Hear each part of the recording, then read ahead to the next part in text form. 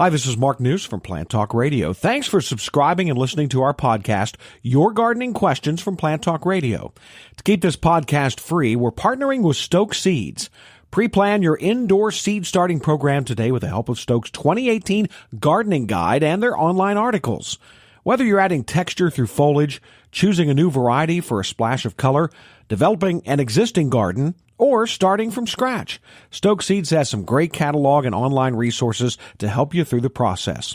More than just a listing of vegetable and flower seeds, the Stoke Seeds website is a complete resource center with valuable information on seed starting, planting, and harvesting, plus all the gardening accessories you need to make your garden the envy of the neighborhood. Get growing with Stokes. Now, today's question. Good morning. How's it going? We're doing fine, Kurt. How can we help you? Well, it's beautiful out there today, and my question is, I'm trying to get more into edible plants. Do you have any suggestions for flowers that I could start with as far as edibles go to put on different meals? Well, certainly, starting with what my brother grows, nasturtiums. He grows them in the ground. He grows them in hanging plant pots, baskets, and so on. He garnishes, heavily with that. Now, I'm going to tell you that that's the first blast out of my memory banks, and I'm stumped in terms of telling you more. There are a lot of things. I just simply haven't looked into that or been asked in a long time, and the wheels need greased. Kurt, I would be happy to look up an answer after the program and be able to speak to that next week, because it's actually a very darn good question. I compliment you on heading that way. I know my brother uses at least a half a dozen different things, but and that of course would be parsley and other stuff. But I'm thinking of edible flowers. I know certain orchids can be eaten. I don't happen to know which cultivars they are. So if you'll bear with me, for you and others, I will look up, I'll call it a list of edible flowers. It's a compliment to you and the consideration of the environment, and it can be a lot of fun. And if nasturtiums are any guide in the places that he uses them, they add just a hint of spice and really make the flavors fly. So I hope that'll help you, Kurt. Bear with me. Appreciate your question. Is there anything else that I might be able to answer? Well, you know what? I look forward to more information on that, and being stumped is a good tree joke. Oh, boy. Oh, man. You should have called last week when Chris was here. Yeah, you're really sharp this morning. Way ahead of me. Hey, thanks so much. Have a good day. Thanks, Kurt. Right, a comedian right here. That's right. Bark. That's pretty good. Talk a little bit about you said nasturtium? Yeah. Nasturtium is it's not a handsome plant to me.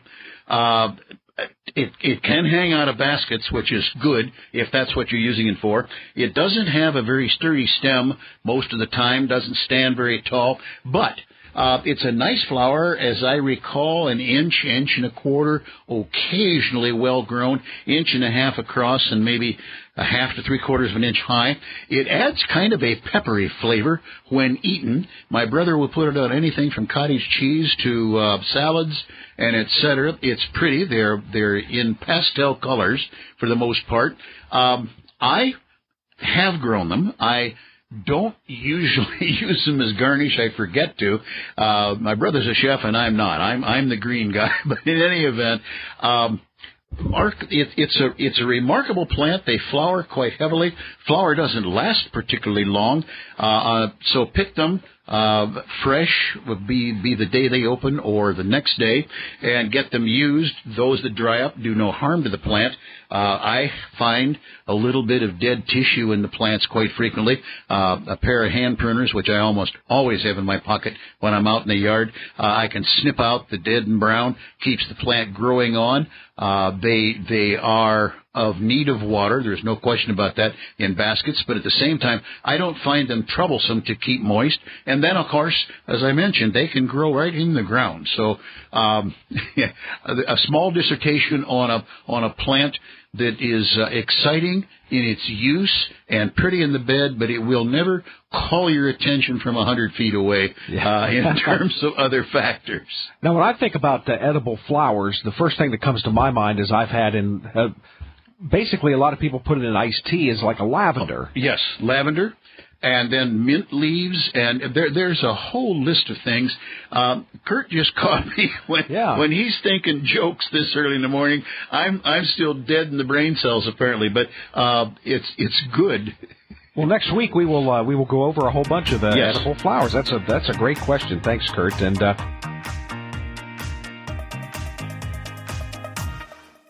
thanks again for listening to the podcast. Remember, pre-plan your indoor seed starting program with the help of Stokes Gardening Guide and their online resources.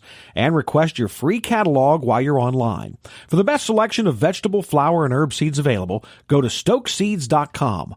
Cultivating successful growers for generations.